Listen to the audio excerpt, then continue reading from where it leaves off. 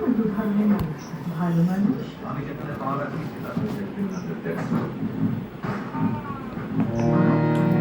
বাঁশবাগানে মাথার উপর চাঁদ উঠেছে ওই,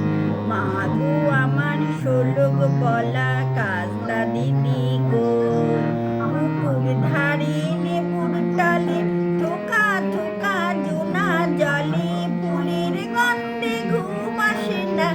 একলা জেগে রই, মা গো আমার শোলক বলা কাস্তা দিদি কই। সেদিন হতে দিদিকে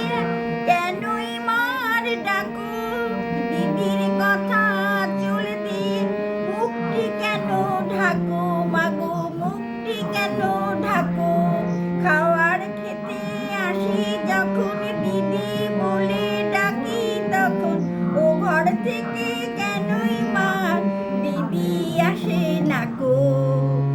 আমি ডাকি তুমি কেন চুপটি করে থাকো।